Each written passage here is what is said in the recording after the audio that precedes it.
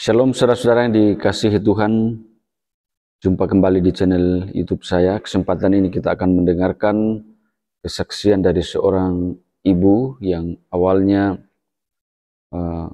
Kristen, percaya kepada Tuhan Yesus, tapi ia lalu kemudian menikah dengan orang Islam. Akhirnya dia mualaf atau menjadi Islam.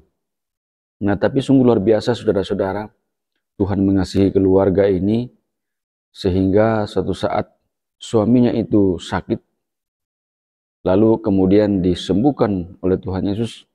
Akhirnya suaminya pun menjadi percaya kepada Tuhan Yesus. Suatu yang luar biasa saudara-saudara, suaminya menjadi murtad. Dan singkat cerita saudara-saudara, ibu ini pernah mengalami gangguan mata. Akhirnya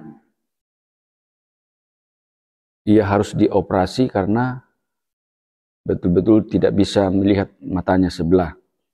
Tapi sungguh luar biasa, dia terus berdoa kepada Tuhan, Tuhan nyatakan mujizat. Akhirnya disembuhkan oleh Tuhan Yesus. Dokter lalu kemudian heran, kenapa bisa sembuh? Obat apa yang kau makan? Ya, sesuatu yang sangat luar biasa. Dikasihi oleh Tuhan, dijamah oleh Tuhan, diberkati oleh Tuhan, sehingga betul-betul keluarga ini menjadi pengikut Kristus yang baik. Tuhan tidak mau keluarga ini meninggalkan Tuhan, karena keluarga ini sudah diselamatkan oleh Tuhan. Sungguh luar biasa saudara-saudara. Semoga kesaksian ibu ini memberkati kita sekalian dan akan membuat kita akan semakin semangat juga di dalam Tuhan, bahwa Tuhan itu senantiasa baik dalam segala keadaan hidup kita. Selamat menyaksikan. Dari kecil terlahir dari keluarga yang sudah mengenal Yesus. Dan saya dari kecil diajari untuk ikut sekolah minggu. Di situ saya nggak pernah bolos ya, waktu kalau sekolah minggu itu diajak bolos teman itu nggak pernah mau. Saya itu benar-benar cinta sama Tuhan Yesus. Dan setelah saya itu agak dewasa, itu saya itu ada masalah, dan setelah itu saya itu undur dari Tuhan. Setelah itu saya mengenal sama suami saya ini juga orangnya juga dari seberang. Jadi saya waktu itu saya ikut suami saya dan keluarga suami saya. Dan setelah itu saya lama-lama itu nggak ada damai sejahtera ya. Kok nggak ada damai ya, saya itu gitu. Saya kok rindu banget pengen ke gereja, datang ke Tuhan Yesus kembali gitu. Gimana ya caranya? Karena saya itu sudah besar itu, saya malu ya mau kembali ke gereja itu. Tapi setelah itu saya ada saudara yang ke gereja itu, saya ikut sembunyi-sembunyi dari suami saya karena takut dimarahi waktu itu. Sembunyi-sembunyi sampai berapa, kalau suami saya pas keluar kota itu saya ikut ke gereja. Kalau suami saya pas nggak di rumah, saya pergi ke gereja. Itu ada damai, rasanya tenang gitu. Setelah itu ketahuan suami saya kalau saya datang ke gereja, tapi nggak marah suami saya waktu itu. Setelah itu beberapa, saya memang berjuang ya selama 8 tahun itu, setiap malam, setiap jam 2 malam pagi itu saya berdoa supaya suami saya itu bisa supaya ikut mendampingi saya ke gereja gitu. Saya setiap jam 2 itu mesti doa saya itu. Jadi selama 8 tahun itu saya berdoa mendoakan suami saya. Dan setelah itu suami saya itu saya masukkan kerja di bos saya itu kan orang Nasrani ya, udah kenal Yesus. Setelah itu suami saya itu disuruh mengantar orang-orang ke gereja, tapi dia tidak mau masuk, tunggu di luar. Waktu itu bos saya itu bilang, kenapa kamu tidak mau masuk? Enggak, katanya gitu. Enggak apa-apa katanya. Setelah itu lama-lama kamu masuk aja enggak apa-apa, katanya gitu. Dia mau duduk di belakang. Duduk di belakang, tapi dia dengar gitu. Lama-lama dia mau duduk agak maju gitu. Waktu dia sakit itu ada KKR di Tambak Sari, dulu tuh sering dipakai untuk KKR. Waktu itu Frankis Sihombing almarhum ya, waktu itu. Dia itu didoakan, itu memang enggak lama dia sembuh. Jadi dia mau akhirnya datang ke gereja, akhirnya mau duduk di muka, akhirnya lama-lama itu. Terus dia mau dibaptis. Setelah dibaptis itu juga udah dia setia ke gereja. Keluarganya tahu saya dimarah-marahi, saya dimusuhi sama keluarganya, tapi suami saya tetap ikut ke gereja. Beberapa tahun, akhirnya keluarganya lihat kan nggak ada kejelekannya. Akhirnya keluarganya juga kalau ada apa-apa minta tolong saya juga nggak pernah membalas perbuatan mereka kepada kami. Akhirnya mereka sudah baikan sama kami. Itu. Tadi sampai sekarang itu suami saya ikut ke gereja dan percaya Tuhan Yesus.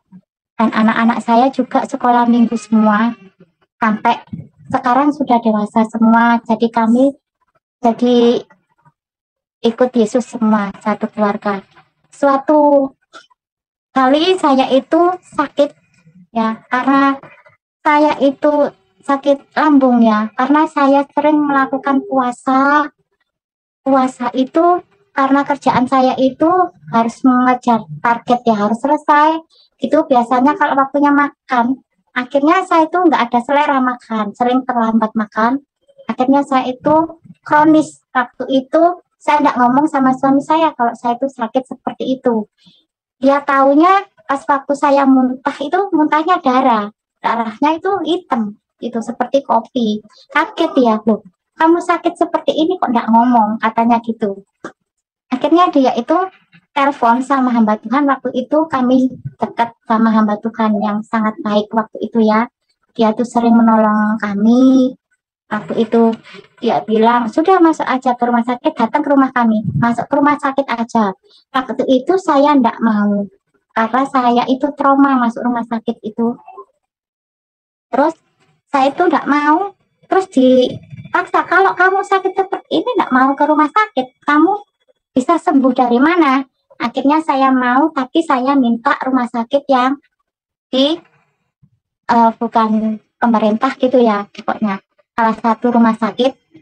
Terus akhirnya saya dibawa ke sana, itu kamarnya penuh, saya nggak ada ruang. Karena nggak ada ruang, harus dibawa kembali ke rumah sakit pemerintah. Nah, karena tubuh saya lemah, nggak bisa ngapa-ngapain, ya saya diem aja. Saya nggak, ya nurut aja di situ. Terus akhirnya di situ saya itu diperiksa semua, diperiksa semua, diambil itu kotoran dari mulut ini pakai selang yang gede itu ya, dari mulut sampai ke perut itu. Terus keluar ya darah yang hitam-hitam tuh, hampir sebaskom gitu ya, ditaruh di baskom itu. Katanya dokternya itu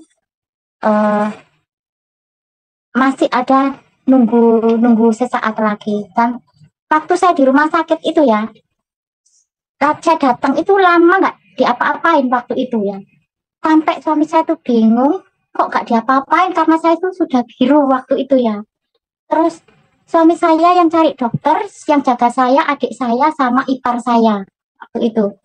Terus dokternya itu bilang, ini Pak istri saya, lu udah biru gini kok nggak ada yang nangani. Anak buahnya dimarahi semua sama dokter itu. Dokter itu mungkin pimpinannya ya, waktu itu dimarah-marahi. Ini sudah biru, akhirnya ditangani dokter itu sendiri, kepala itu sendiri. Nah itu keluar darah itu, setelah itu sudah waktunya nggak boleh diteruskan. Nanti nunggu berapa jam lagi, nanti diambil lagi. Setelah itu nunggu berapa jam lagi, diambil lagi. Setelah itu sampai kuning itu agak bersih kan, sudah ini aja besok di endoskopi katanya gitu. Akhirnya opnam. Di situ sampai hampir 1 mingguan saya di situ. Setelah itu setiap hari tuh ada yang meninggal ya, sebelah saya, depan saya. Suami saya tidak berani nungguin saya di rumah sakit, adik saya yang nungguin saya di situ. Jadi saya tuh tapi tidak takut di situ saya. Terus adik saya bilang sakit mbak, sakit tapi saya tidak bisa ngomong waktu itu, tidak bisa ngomong, saya cuma manggut gitu.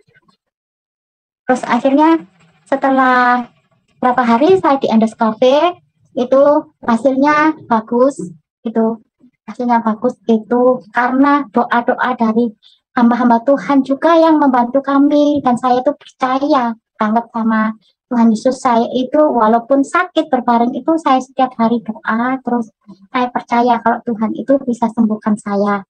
Setelah itu saya boleh pulang, dan setelah itu kami harus makan, nggak bisa banyak, sedikit demi sedikit gitu. Akhirnya saya sembuh. Itu tetangga saya bilang gini, Mbak, kamu itu kok enggak meninggal ya, katanya gitu loh. Saya tuh kaget. Kenapa Mbak? Saya bilang gini, karena kamu waktu dibawa itu udah biru, itu sudah biru. Saya itu rasanya itu kamu enggak akan panjang umur, katanya gitu, seperti itu. Tapi ya puji Tuhan ya, Tuhan masih berikan saya waktu untuk merawat anak-anak saya. Waktu itu anak-anak saya masih kecil-kecil waktu itu.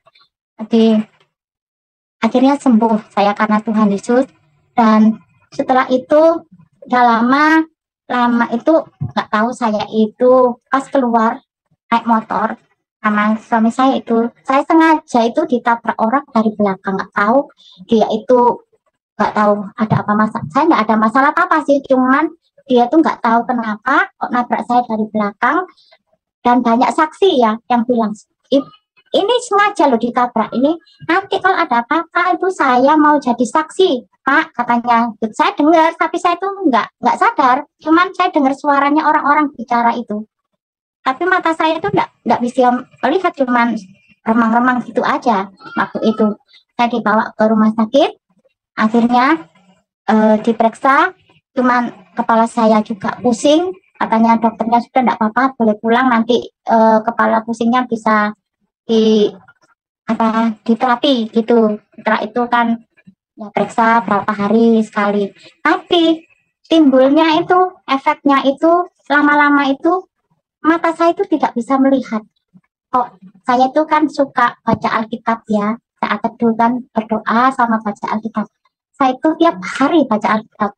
Tapi pada saat itu kok kepala saya pusing, kenapa ya? Gitu. Tak taruh akhirnya.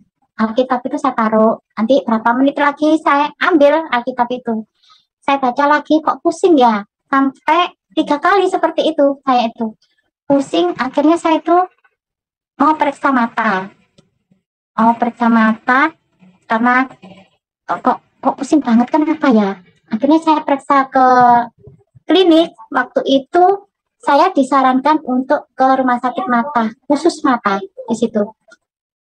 Harusnya kalau rumah sakit khusus itu harusnya lengkap ya, tapi di situ dokternya bingung. Ini sebenarnya sakit apa ya? Bukan katarak, bukan, katanya gitu. Bukan apa, tapi dokternya bingung sakit apa ya ini gitu. Bilangnya seperti ini, Bu. Nanti lain kali saya dikasih waktu untuk kembali ke rumah sakit lagi, dikasih tanggal waktu itu. Nggak boleh sendirian, harus bawa teman atau keluarga, suami atau saudara gitu. Nggak boleh sendiri pokoknya waktu itu. Karena nanti saya harus kasih arahan-arahan seperti apa gitu. Gitu, akhirnya waktu saya mau ke rumah sakit waktu itu kalau nggak salah hari raya ya, karena habis hari raya saya pikir rumah sakitnya masih libur. Jadi saya nunggu besoknya itu dokternya itu hampir marah, loh Bu, kenapa kok terlambat, kan sudah saya kasih tanggal, kan kemarin itu banyak yang tutup Pak untuk fotokopi, di sini kan ada Bu kopi kan gitu. Oh gitu ya, saya kira tutup dok gitu. Ibu ini sudah kasih saya waktu, karena waktunya matanya ibu ini bermasalah seperti itu. Terus diperiksa lagi, saya sama ibu enggak sendiri kan, enggak sama siapa, sama suaminya dipanggil ya Bu. Terus suami saya itu dikasih tahu sama dokternya, Pak, ibu ini sebenarnya matanya yang sebelah kiri itu enggak melihat, tinggal seperempat lagi matanya ibu nggak bisa melihat. Ini gelap matanya itu. Nggak tahu kenapa di sini itu alat-alatnya nggak lengkap. Saya kasih rujukan ya untuk ke rumah sakit pemerintah karena saya nggak tahu lagi rumah sakit mana yang alat-alatnya lengkap gitu. Katanya dokternya seperti itu. Akhirnya saya mau diterapi di sana diperiksa. Awalnya itu dokternya bingung ya, ibu ini sebenarnya sakit apa ya? Matanya ini kok seperti ini karena ditetes itu keluar kotoran gitu dari mata itu keluar gitu. Ditanyai dokternya gini, ibu enggak pernah sakit mata ya? Ya pernah dok, sakit mata ya, ya mata merah itu yang musiman itu dok gitu. Oh, enggak pernah sakit yang seperti ini, enggak pernah, baru kali ini dok. Sebenarnya kenapa ya bu? Saya juga enggak tahu kenapa.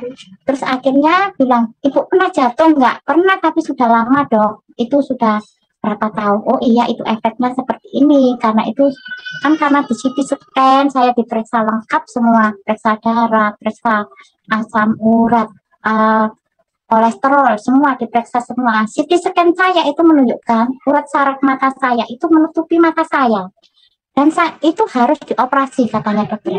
Karena saya itu harus ngantri ya, ngantri panjang, saya harus kontrol terus. Saya itu mesti tanya-tanya sama yang lain, pasien-pasien yang lain, gimana itu. Terus saya itu ngobrol-ngobrol sama saudara saya. Saudara itu saya bilang tuh habis operasi, apa tambah operasi di mana? Di rumah sakit mata katanya. Oh berarti saya bisa kan operasi di situ. Saya itu mau operasi. Operasi apa katanya? Operasi mata. Kenapa mata kamu? Katanya itu bukan katarak, bukan. Loh, hati-hati loh katanya. Kalau mata dioperasi itu karena mata yang nomor satu ya. Kamu jangan gampang-gampang operasi gitu. Waktu itu kakak saya bilang seperti itu. Saya gini kok mikir iya juga ya kata-katanya benar juga. Dan saya itu kalau pagi itu kan ikut doa pagi. Setiap pagi itu doa pagi itu saya minta bantuan doa. Saya mau dioperasi. Setelah itu didoakan. Habis selesai saya ditanyai sama gembala sidang. Kenapa sih Bu? Kok harus dioperasi? Katanya gitu. Ini mata saya yang satunya ini ternyata tidak bisa melihat. Bu, kalau saya sarankan, jangan gampang-gampang operasi karena itu mata, katanya gitu. Kalau alangkah baiknya Ibu itu konsultasi ke dokter kemana gitu. Nah, setelah itu saya pikir lagi, iya sudah 2 orang yang bilang seperti itu. Saya akhirnya ke pimpinan komsel saya itu saya bilang. Terus pimpinan saya itu bilang gini, Bu, Ibu masih bisa beraktivitas kan? Masih. Kalau masih bisa beraktivitas, nggak usah operasi.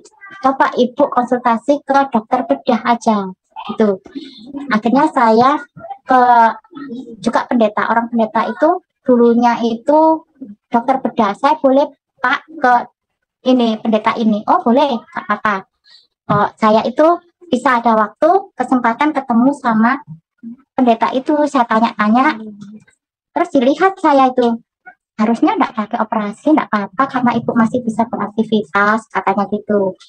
Nah, orangnya itu sambil diem, sambil lihat saya, gini aja Bu, hasil-hasil dari rumah sakit itu dibawa sini semua, termasuk hasil CT scan, ronsen, semua dibawa sini semua, katanya gitu.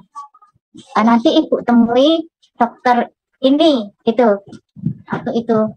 Ya, akhirnya saya janjian, ketemuan di situ. Dokternya bilang gini, Bu, Ibu itu percaya sama Tuhan Yesus enggak? Ya, saya percaya. Nah, kalau percaya sama Tuhan Yesus itu kan bisa sembuhkan ya, Bu ya. Ibu doa saja, enggak usah operasi, katanya gitu. Karena operasi itu juga ada efeknya, gitu kan. Coba Ibu kalau bisa ada waktu, Ibu konsultasi ke dokternya, tapi dokter bedahnya ya, Bu ya. Itu harus dokter bedah gitu. Terus akhirnya saya menurut gitu. Saya konsultasi ke dokter bedah di rumah sakit itu karena saya kan ditelepon, saya disuruh operasi enggak mau. Saya konsultasi, Dok, misalnya saya itu kalau operasi itu efeknya apa, dan kalau saya enggak operasi itu efeknya apa. Ternyata efeknya itu menakutkan.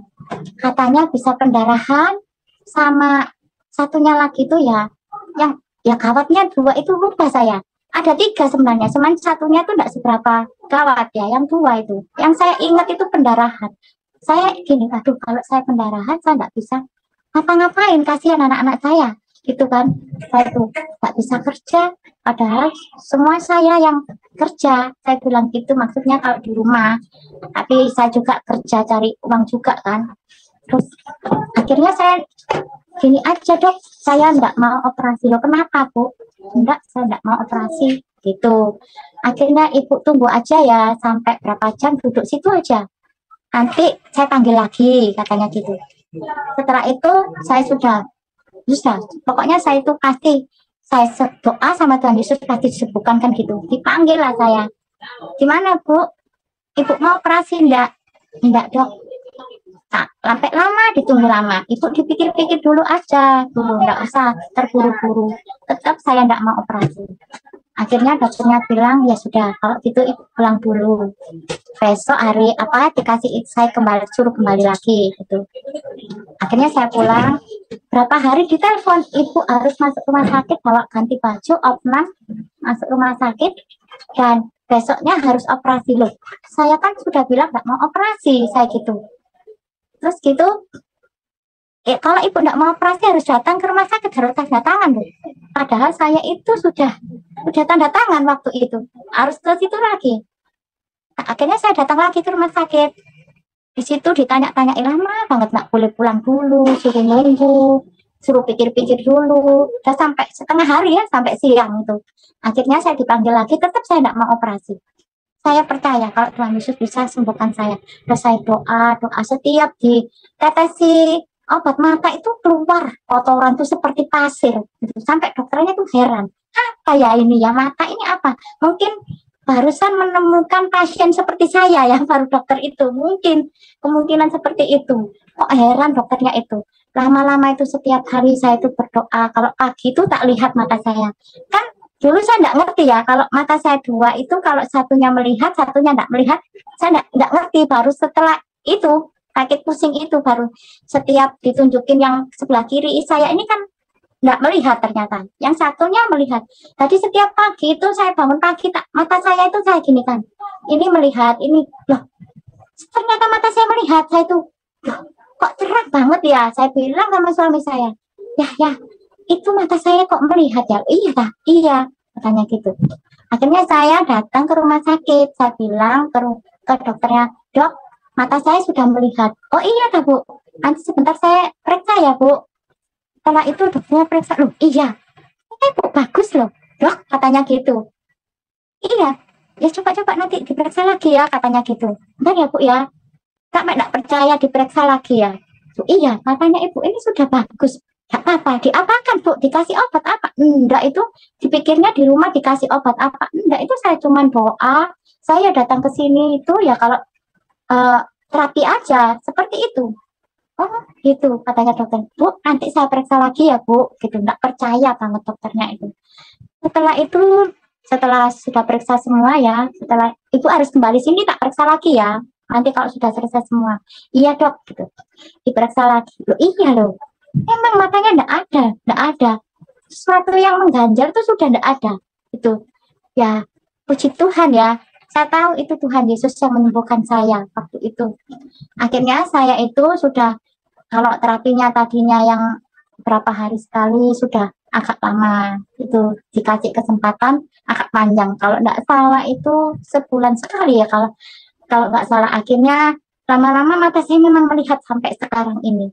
Ya, puji Tuhan ya, Tuhan Yesus yang sudah menyembuhkan saya gitu. Ya, sampai hari ini saya juga enggak sakit kepala, enggak. Mata saya juga sudah melihat terang gitu. Puji Tuhan di kesaksian saya. Ya, demikian kesaksian ibu ini, saudara-saudara. Sungguh luar biasa. Keluarga ini begitu diberkati oleh Tuhan, dikasihi oleh Tuhan, sampai suaminya pun menjadi percaya kepada Yesus Kristus. Semoga ini dapat bermanfaat bagi kita dan akan membuat kita pun semakin bertumbuh dalam iman kepada Yesus Kristus. Jangan lupa terus dukung channel ini dengan cara like, subscribe, dan share, supaya saudara terus mendapat notifikasi video-video terbaru dari saya. Dan terlebih channel ini akan terus berkembang ke depan dan menjadi saluran berkat bagi banyak orang. Tuhan Yesus memberkati saudara-saudara sekalian.